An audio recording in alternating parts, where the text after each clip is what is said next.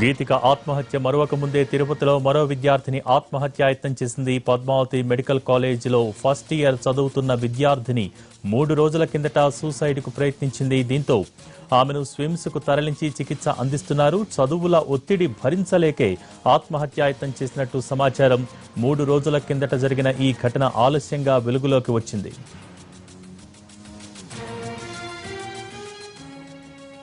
Padmavati medical college విద్యార్థిని ఆత్మహత్యకు సంబంధించి మరింత సమాచారం మా ప్రతినిధి కార్తీక్ అందిస్తారు. Karthik, over to you.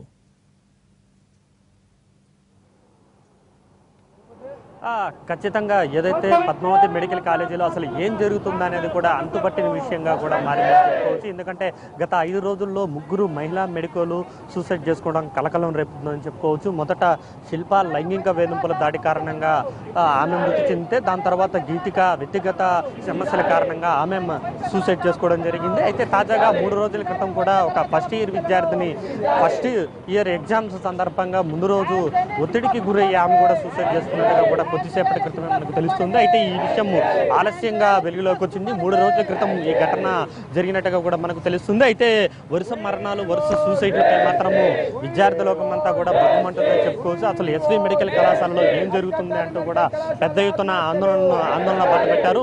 ప్రస్తుతం మనము ఎస్వి మెడికల్ కళాశాల ముందు భాగంలో ఎస్ఎఫ్ఐ స్టూడెంట్స్ విభాగం మొత్తం కూడా పెద్ద ఎత్తున ఆందోళనకు దిగారు. ఎందుకంటే మొదటి నుంచి కూడా వరుసగా జరుగుతున్న పరిణామాలు, అసలు ఎస్వి మెడికల్ కళాశాలలో ఏం జరుగుతుంది అన్నది కూడా అంతుబట్టని విషయంగా మారిందని చెప్పుకోవాలి. ఖచ్చితంగా దీని మీద ప్రత్యేకమైనటువంటి విచారణ అనేది జరగాలి. రాష్ట్ర ప్రభుత్వం చాలా సీరియస్ గా తీసుకోవాలి. మరొక మహిళా విద్యార్థిని కూడా ప్రత్యేకమైనటువంటి చర్యలు తీసుకోవాలని మాత్రం విద్యార్థి ఎస్ఎఫ్ఐ అందరూ కూడా కోరుకుంటున్నారని చెప్పుకోవాలి. మరోవైపు విచారణ అనేది కూడా చాలా వేగవంతంగా కొనసాగుతుంది. ఈ నేపథ్యంలో మనతో మాట్లాడడానికి కొంతమంది ఎస్ఎఫ్ఐ స్టూడెంట్స్ ఉన్నారు. వారితో కూడా మాట్లాడదాం. ఏంటి వరుసగా జరుగుతున్నాయి, దీన్ని మీరు ఎలా చూడాలి, ప్రభుత్వం ఎలా ఖండించాలని చూస్తున్నారు? అంటే ప్రభుత్వం ఎటువంటి చర్యలు తీసుకుంటే ఇటువంటి మరణాలను ఆపచ్చని మీరు భావిస్తారు? ఈ నెల రోజుల కాలంలోనే ఈ ఎస్వి మెడికల్ కళాశాలకు సంబంధించినటువంటి 3 విద్యార్థులు బలవన్మరణానికి పాల్పడడం జరిగింది. మరి పదే ఇక్కడ పునరావృతమైనటువంటి సంఘటనలకు ప్రధానమైనటువంటి కారణం మరి ఇక్కడ ఉన్నటువంటి విద్యార్థులు ఏదైనా ఫిర్యాదులు చేస్తే ఆ ఫిర్యాదులను స్వీకరించి వాటికి తగినటువంటి పరిష్కారం చూపకపోవడమే. మరి ఇక్కడ ఉన్నటువంటి విద్యార్థులు గతంలో శిల్ప గారు అయితే సంవత్సరం క్రితమే మరి తనపైన ఈ విధంగా వేధింపులు వస్తూ ఉన్నాయి, తనపైన ఈ విధంగా టార్గెట్ చేస్తూ ఉన్నారని చెప్పేసి ఇక్కడ ఉన్నటువంటి ప్రిన్సిపల్ గారికి, అదేవిధంగా జిల్లా కలెక్టర్ గారికి, రాష్ట్ర గవర్నర్ గారికి ఫిర్యాదు చేయడం జరిగింది. అయినా సరే ఇక్కడ ఉన్నటువంటి అధ్యాపకులు తమ యొక్క పలుకుబడిని ఉపయోగించి విద్యార్థులను అదే విధంగా వేధిస్తూ ఉంటే మరి ఇది చూసి ఎవరో లేని డాక్టర్ శిల్ప ఆత్మహత్యకు పాల్పడడం జరిగింది. మరి ఈ రోజున ఆ కుటుంబానికి న్యాయం చేయాలని చెప్పేసి జూనియర్ డాక్టర్లు ఆందోళన చేస్తూ ఉంటే మరి వారి పట్ల దురుసుగా వ్యవహరిస్తూ మరి తాము కూడా విధులు బహిష్కరిస్తామని చెప్పేసి ఇక్కడ ఉన్నటువంటి వైద్యులు చెప్తా ఉన్నారు. అయ్యా, మీ ఇంట్లో పిల్లలు కానీ మీ ఇంట్లో బంధువులు కానీ ఎవరైనా చనిపోతే మీరు ఈ విధంగానే ప్రవర్తిస్తారా? మీరు పవిత్రమైనటువంటి వృత్తిలో ఉన్నారు, 10 మందికి న్యాయం చేయాల్సినటువంటి వాళ్ళు మీరే ఈ విధంగా ప్రవర్తిస్తూ ఉంటే ఇంకా ఎక్కడికి వెళ్ళి విద్యార్థులు న్యాయం అడగాలి? మరి ఇప్పటికైనా సరే ఇక్కడ తప్పు చేసినటువంటి వారు ఎవరైతే ఉన్నారో వారిని తక్షణమే శిక్షించి మరి విద్యార్థిని మృతికి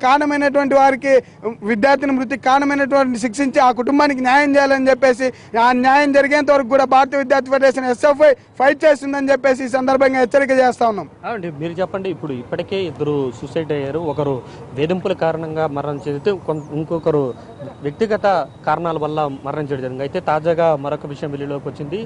ఫస్ట్ ఇయర్ విద్యార్థిని ఒత్తిడి కారణంగా ఎగ్జామ్లో రాయడానికి భయపడి సూసైడ్ చేసుకున్నట్టు తెలుస్తుంది. ఎందుకు ఇలాగా మెడికల్ కాలేజీ స్టూడెంట్స్కి ఇటువంటి పరిస్థితి, వీరికే ఎందుకు ఇలాంటి పరిస్థితి రావాల్సి ఏర్పడింది? ఈ సంవత్సర కాలంలో దాదాపు రాష్ట్ర వ్యాప్తంగా 6గురికి పైగా మెడికల్ స్టూడెంట్స్ సూసైడ్ చేసుకున్నారు. గవర్నమెంట్ దీని మీద ఏ సమాధానం చెప్తుంది? ఈరోజు సుప్రీంకోర్టు జడ్జిమెంట్ ఇచ్చింది, పీజీ స్టూడెంట్స్కి సంబంధించి 48 అవర్స్ మాత్రమే డ్యూటీ చేయాలి అని చెప్పేసి. కానీ ఎక్కడ ఇంప్లిమెంట్ చేయట్లేదు. విపరీతమైన ప్రెజర్ పెరుగుతూ ఉంది. ఆ ప్రెజర్తో పాటు స్టడీ ప్రెజర్ ఒకవైపు, 2 ప్రొఫెసర్ నుంచి వచ్చే ప్రెజరు, వేధింపులు అది మామూలే. అదేవిధంగా ఇవన్నీ కంట్రోల్ చేసే విధంగా ఎందుకని గవర్నమెంట్ రెస్పాండ్ అవ్వట్లేదని చెప్పేసి మేము విమర్శిస్తూ ఉన్నాం. స్టడీ అవర్ ముఖ్యంగా ఈ ప్రెజర్ తగ్గించే విధంగా ఏదైతే సుప్రీంకోర్టు జడ్జిమెంట్ ఉందో 48 అవర్సే చేయాలని చెప్పేసి, ఆ 48 అవర్స్ని వీక్లీ ఇంప్లిమెంట్ చేయాలి.